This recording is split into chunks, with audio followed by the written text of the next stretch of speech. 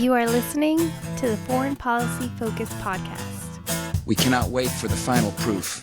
The smoking gun could come in the form of a mushroom cloud. Haven't you driven enough people from their homes already? Bulldoze their villages, seize their property and their laws. They had no part in making. Now working in Libya with friends and allies, we've demonstrated what collective action can achieve in the 21st century. Now the host of the show, Kyle Ansel. This is episode 513 of the Foreign Policy Focus podcast. A lot of big headline news to talk about today on the show, so I'll get right into it. Just make sure you share the show. You find it online at the Libertarian Institute.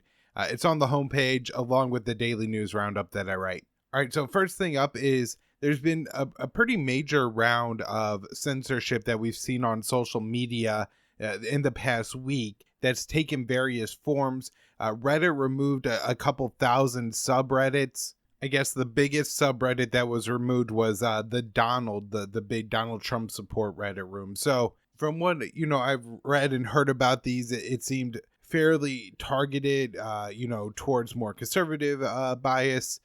Generally, Twitch just suspended the Trump account completely. YouTube removed Stefan Molyneux.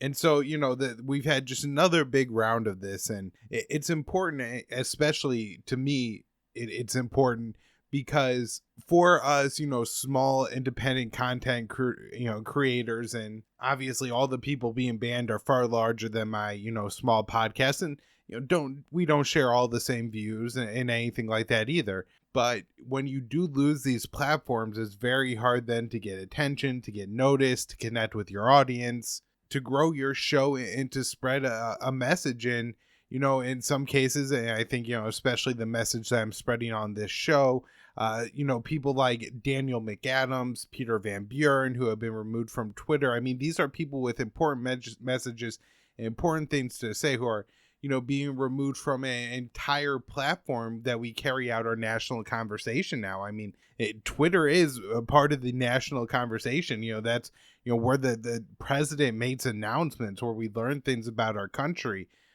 State Department posts information there. Breaking news, happens on Twitter. So I want to be clear that I'm not saying that the government should come and force Twitter or take over Twitter to, put Peter Van Buren and Dan McAdams back on the platform. But I do think as users of the site, we need to talk about what we want censorship on social media to look like. And, one of the things I think has to be clear is it can't just be targeting anti-establishment voices in general, people who dissent from the general consensus on foreign policy, because, as we've seen with this Russiagate saga, those voices are so important because they were the only ones expressing skepticism in 2016, 2017 when this, hoax is coming out.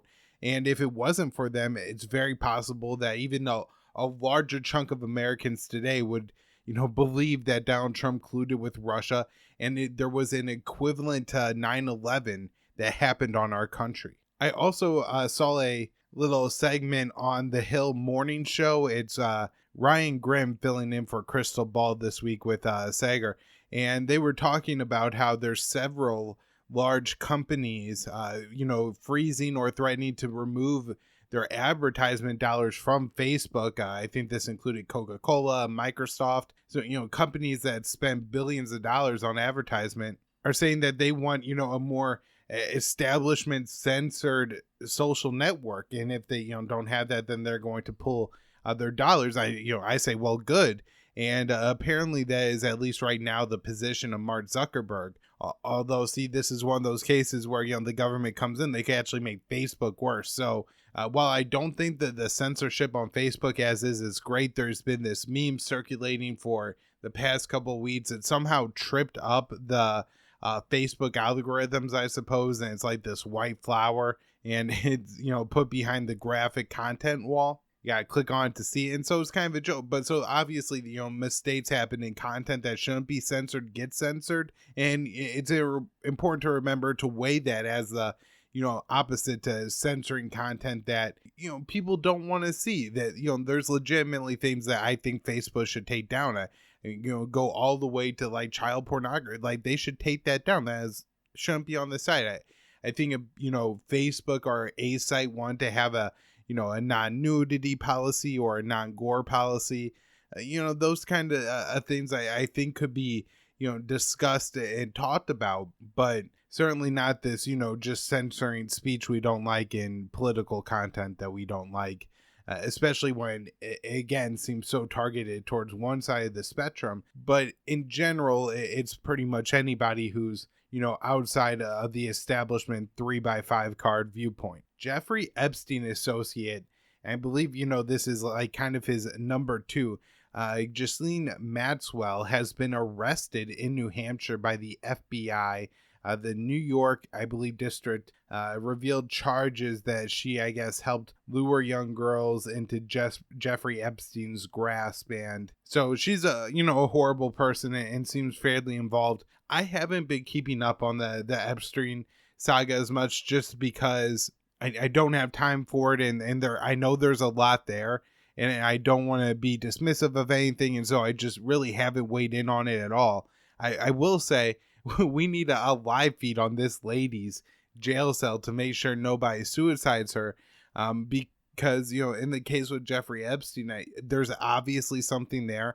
There was obviously at least the usage of underage girls, whether they were, chilled, like 9, 10, 11, or whether, they were 16, 17. Either way, underage girls that were essentially being trafficked to have sex with relatively rich people, because it was happening on Epstein's Island. So, they weren't inviting any guy, who pulls up on the side of the street to pick up a hooker onto that island.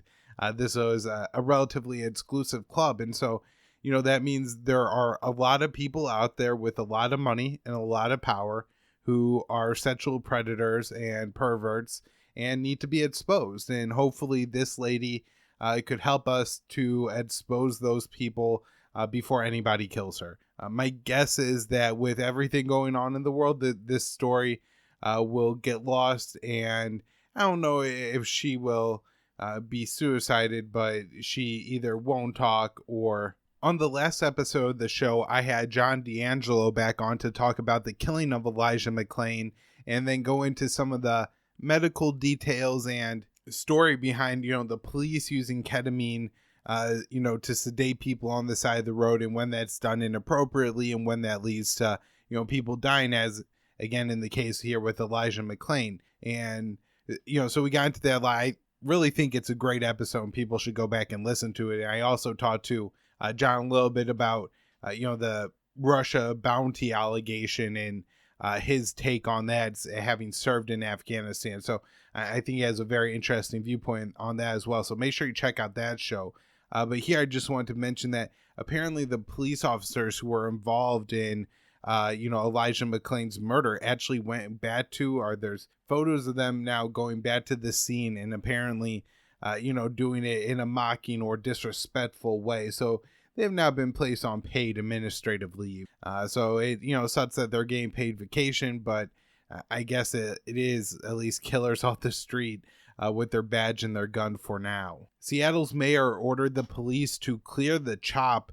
At least 2 people have been killed there. This is the Capitol Hill, either autonomous zone or Occupy protest, depending on, what version of it. The first couple days, it was the Chaz, the autonomous zone. I guess people thought it might be a bad idea to declare that you're annexing from the U.S.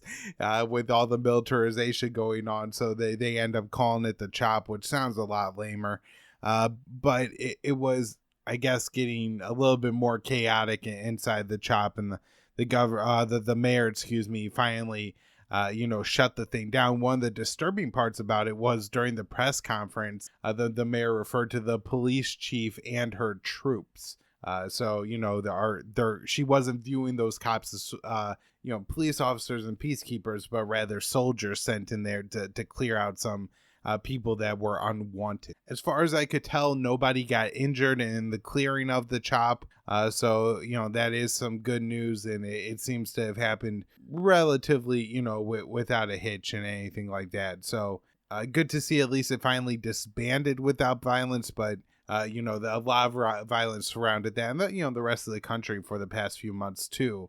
In Minneapolis, the city council, which is in the process of, disbanding the police department, has spent now $63,000 on private security for themselves. Now, these are people who, as public officials, have received death threats for their political positions, and I guess that's kind of their excuse for hiring, private security. But it just seems so hypocritical on the face of it that how could you be trying to strip away, what other people see as their security force, and then, take their money to pay for your own security force? If you're talking about no longer, providing people with police services, to have somebody to call when somebody's breaking into your house, that you better charge them less taxes so they could figure out other ways to utilize their resources to defend themselves. And that seems to be a really blank spot in the way the Minneapolis City Council is going about this and wasting taxpayer dollars. A family had to demolish their home after a shoplifter,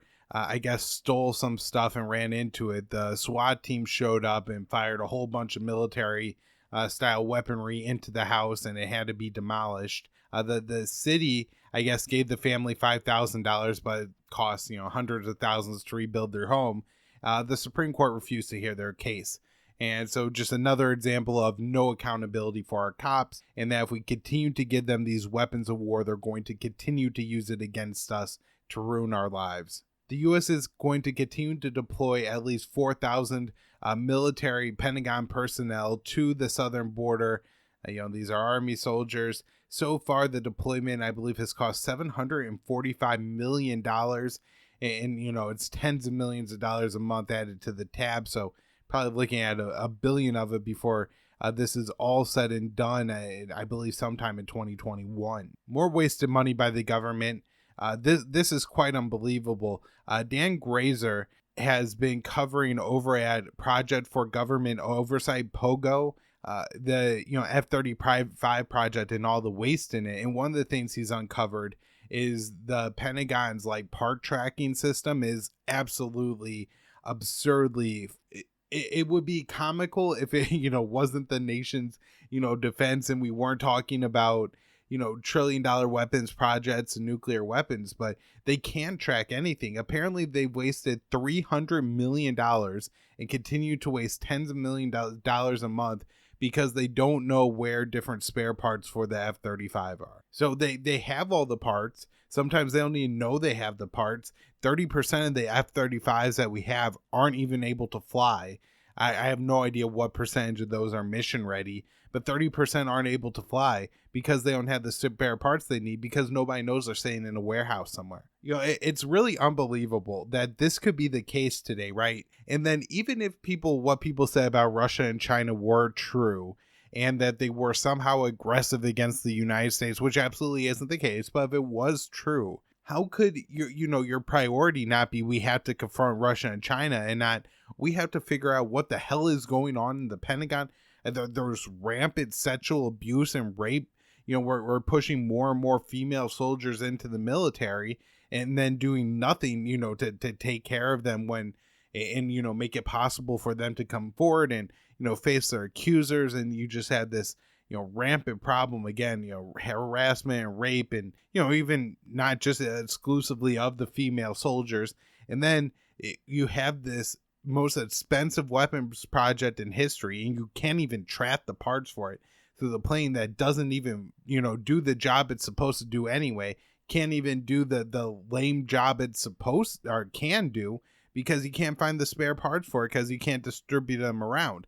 I mean, again, if you're worried about Russia, your first and only priority right now should be cleaning up the Pentagon. And we're in the middle of a pandemic. Apparently, by the economic numbers, we're in the middle of a depression, and we're spending hundreds of billions of dollars a year on a military when really we face no, real threat to us. So, looking at that, a lot of it is the fault of Congress. Now, certainly there's a lot to blame on the presidents, especially the last three, when it comes to weapons buildup and spending hundreds of billions of dollars on the military. But it continues to be the case that when budget time comes around, Congress gives the Pentagon more money than they even asked for to buy different military equipment that they don't even want. This has long been the case with the Abrams tanks. It's now the case with the F-35s. Congress, I don't know exactly what the numbers are, but it's like the Pentagon will say, hey, we need 40 new F-35s this year. And the Congress says, well, hey, my donor's Lockheed Martin, so you're getting 60. And this just happens time and time again. They never cut any programs because the congressman who's, has whatever plant in their district say, your district makes like the tank trats or some particular part for a tank or an F-35. Well, cutting that program is going to lose 50, 100, 200 jobs in your district. And for that reason, you say, well, we can't cut it. And then they spread it around to all these different states. So, famously, the F-35 is produced in 35 different states. And so no member of Congress ever wants to cut any of these things. And they always want more and more and more. That way, when they're going around campaigning, they could say, I brought 100 new jobs to our community, and that's going to bring in tax dollars and build new schools. And, they'll say all these promises, but, you're just wasting money on weapons of war. A lot of the jobs that are, quote unquote created could be to produce things that actually, produce wealth for the American people. Not these, tanks that no one's ever going to use, a plane that can't fly right, aircraft carriers that, don't have lifts to get the planes from below deck to above deck. There's just so many problems with the U.S. military right now. And again, the idea is that we're in the middle of this great power competition, and really the, oversight and reform branch here, I think, should be Congress. And I think they refuse to do anything, in part because their campaigns are so heavily funded by the military industrial complex. And then, tied in with the media and everybody else who also profits off of the war machine. So we, have the 2021 National Defense Authorization Act moving through Congress now. This is, I think, the third year I'm covering it on the show. So for those of you who have been listening for a while, you kind of know how this works. There is one bill in the House and one bill in the Senate. There's different amendments. There's a lot of votes. And then after both bills get passed, they'll do a conference committee, come up with a new bill, vote on that, and send it to the president. What the bill does is it funds the Pentagon for the coming year, minus, there are some things that are included in the NDAA that are defense spending. The bill could be used to constrain the president's foreign policy, or at least that's, the idea in some of the better situations where, we pass something that says, oh, you can't sell weapons to Saudi Arabia because of the war in Yemen or something like that. I think pretty much as far as it's gone, mostly bad stuff ends up getting through the bill, though. It's, more war, more money, more spending, and stuff like that. So this year, some of the provisions that are being debated, the House bill is going to include a provision that limits Trump's ability to draw down U.S. troops in Afghanistan and tries, I think, to form up an investigation into the potential, again, the, Russia bounty allegation.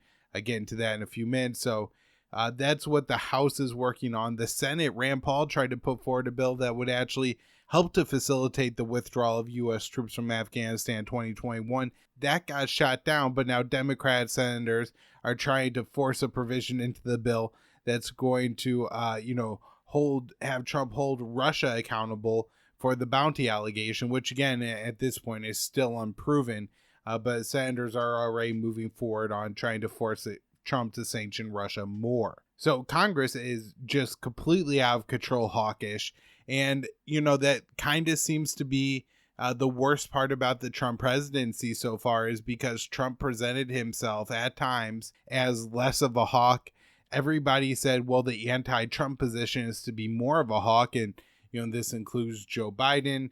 This includes Nancy Pelosi, Chuck Schumer, Bob Menendez, Liz Cheney. I guess everybody but, Justin Amash, Barbara Lee, and Rand Paul have, got this bug where that, you got to be more hawkish. And so Congress is absolutely terrible right now. The one thing the framers obviously got wrong is they have no interest in constraining the president on foreign policy, and seem convinced to kind of push him further our aggressive action. All right, an interesting story here coming out of the UK. The UK is refusing to give the Venezuelan government, that's the Maduro government, the access to $1 billion in gold held in the UK central bank, but, is Venezuelan money, no disputing that. The UK says they recognize Juan Guaido as president of Venezuela, and so, we're holding the money for him. This is a heist. The UK stole the Venezuelan government's money and gave it to somebody else. Now the guy's a Venezuelan citizen, and I believe he's still an elected, albeit unimportant, member of one of Venezuela's legislative bodies. If the Bank of England had $100 billion in U.S. gold and said we don't like Donald Trump, so we're giving it to Nancy Pelosi to control, people would be absolutely outraged, and rightly so. I mean, what is clear is that Maduro is the leader of the Venezuelan government, and to the extent that, governments own things in today's world, he's the person that owns or, should be able to control what happens to that gold. Probably the most likely to use it in any way that benefits the Venezuelan people. I'm not saying that, he's going to take that money and use it to fix up all the sewers and stuff like that. But I think much more likely than the UK, the US, Guaido, going to take that money and do something and give a little bit of it to the people. In South Korea, President Moon Jae-in is pushing for Donald Trump to meet with Kim Jong-un one more time before the election. I'm not sure why he thinks something better could come around now. Not that I obviously hope that would be the case, but it doesn't seem like talks between the U.S. and North Korea would necessarily be productive right now. North Korea seems to, have said that we can't negotiate with Trump. We know he's just going to go back on whatever he says. And so I'm not sure why a meeting would be helpful, but it could be. And if it is, it could be a big foreign policy victory for Donald Trump, and maybe something could get done. And that's always a good thing. This is a story that you're going to hear something about, and I'm sure I'll talk about in the future on the show, but it's being presented one way in the mainstream media, and I think it's a little bit concerning, but obviously not that concerning. In Russia, they voted to pass a slate of constitutional changes that reorients some of the power structures and different things within the Russian constitution. I think it gives the president some more powers, but also gives the legislative body some more powers over the president. It also has a provision in there that's pretty clearly in there to benefit Vladimir Putin, and that is it will reset where Putin was going to face term limits coming up here in 2024 at the end of his term.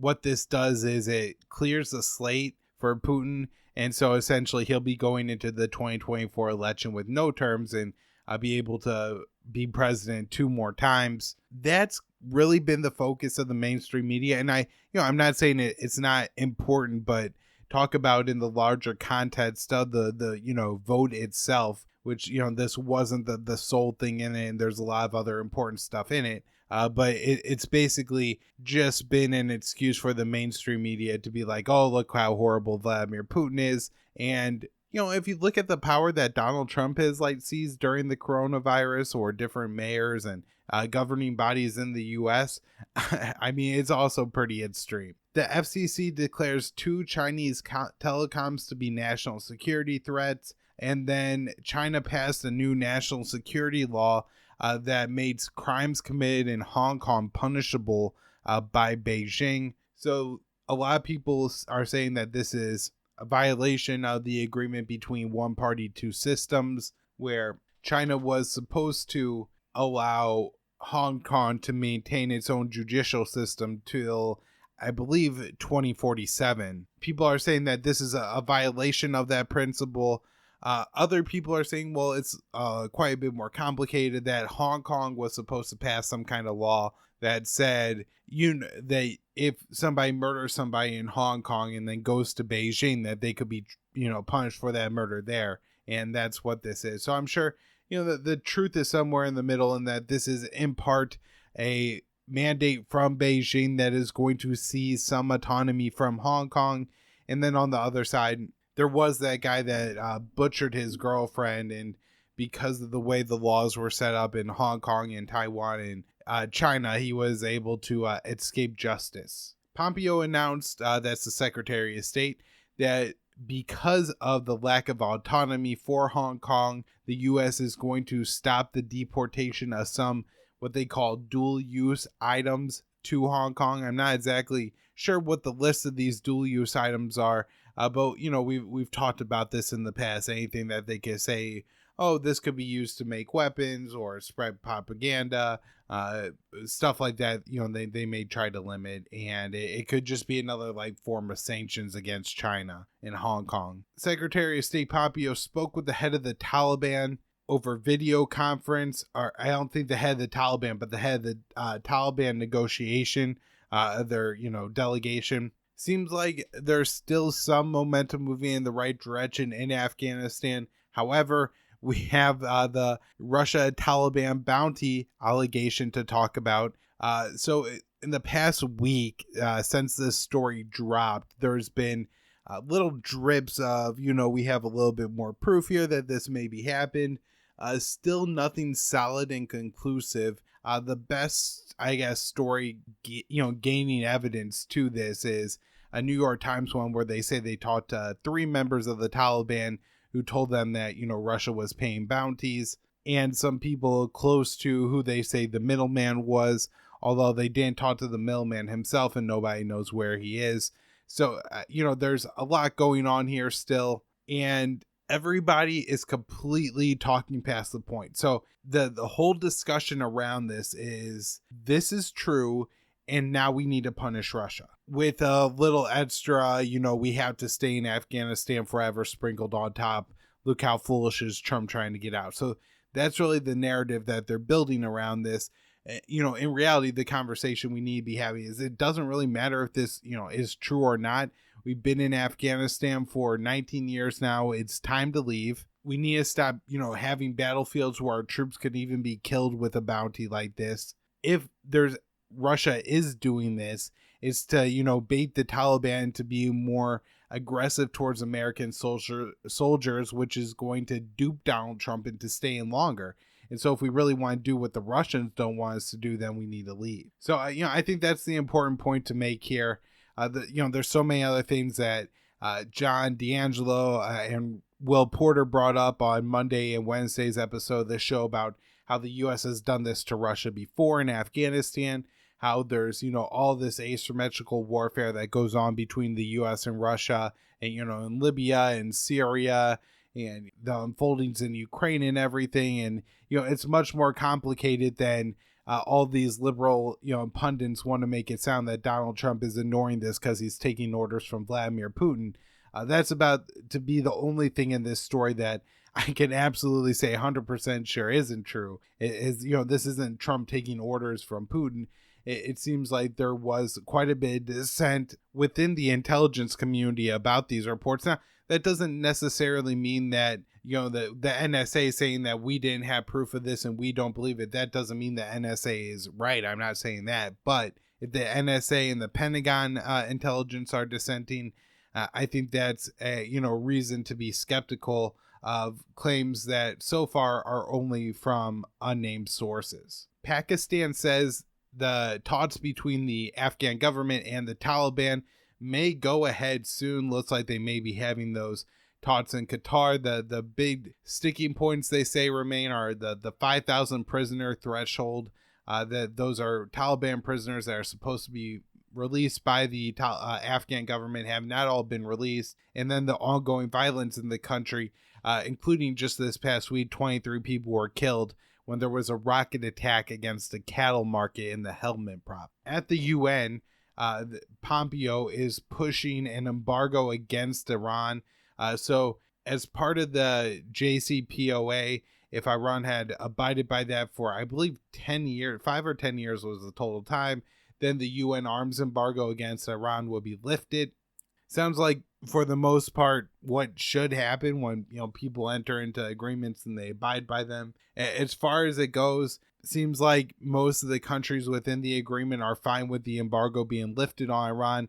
The U.S., who withdrew from the agreement, is now trying to claim to be back in it to force the embargo to be extended. From the statements, even from our allies at the UN, it seems unlikely that this embargo will be extended. Moving on in the Middle East, the big news is the annexation of areas of the West Bank. The Israel, I guess, is planning to take up to 30%, but cherry-picked best areas of the West Bank to just make parts of it Israel proper, and then they'll make the settlers in those areas full regular, I guess, Israeli citizens, I suppose. They'll just be regular Israelis, a part of Israel proper. And the Palestinians who live in the area will become, second or third class citizens, or kind of put into their own little Swiss cheese Bantustan style, city camps around the West Bank that are, not a part of Israel proper. Now, the earliest date that this was going to go ahead was July 3rd. At least per the agreement the power sharing agreement that was signed between the main political factions in Israel, Benjamin Netanyahu and Bernie Gantz, a few months ago. We've now gotten to July 1st, and it doesn't seem like Israel is ready to go ahead with annexation. They apparently didn't get a green light from the U.S. in talks in the past week, and the U.S. is apparently looking for Israel to give Palestinians something significant in return for annexation, and Israel seems to be unwilling to do that, and that's the sticking point. There's also been members of the Israeli government who are pro-annexation, but want to put a little bit more of a break or slow down on it, in part because of the COVID outbreak. Now, you also have the problem that some people are portraying this as if Israel is slowing down or backing up is some kind of gift to the Palestinians, and it needs to be remembered that's certainly not the case. Israel is going to be stealing their land from them, and if they just wait a little bit longer to do it, it doesn't make it any less egregious of a crime. All the disputes around annexation are already having a major impact on Palestinians. The Palestinian Authority, which is the governing-ish body of the West Bank, announced that over 100,000 of its employees will see their pay cut in half, and that is because of a tax dispute with Israel.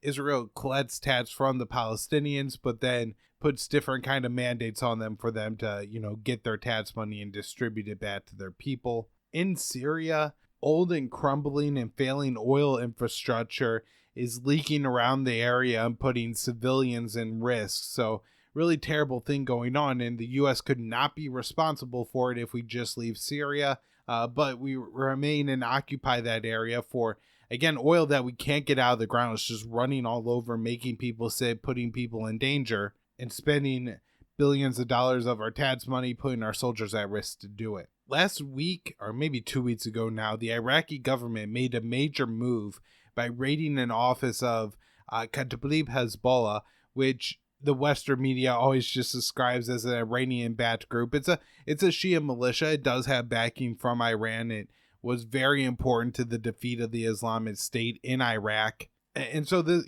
big move against the Shia militias. Those people who were arrested in the raid have now been released. I really don't a lot of updates on what's going on there. I'm hoping to see a Elijah Magnier interview sometime soon to get a little bit more caught up on the details and the politics behind that. But I do think it is a significant move by the Iraqi government, especially since they've had a new government put in place in the past month or so. The last thing I'll say here is that Saudi Arabia has announced they are starting a new military operation into Yemen. Still not going well there for the Saudis, but they're still not willing to just call it quits.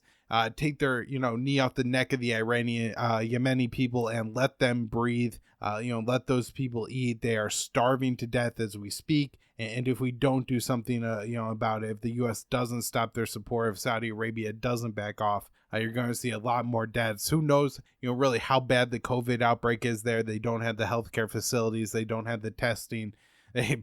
Contact tracing is out the window. There's a war going on there. But we know it's bad, at least in the southern city of Aden, and I'm sure it's only getting worse until this war ends and people can start to get what they need. All right, that's where I'll wrap up. Everybody, make sure you subscribe to the show on one of the podcasts or somewhere out there, and then take the time to share the show. Find it online at the Libertarian Institute. Donate patreon.com/foreignpolicyfocus, at KYAAALE on Twitter. Oh, and check out my new article up at the Libertarian Institute, co-authored with Will Porter.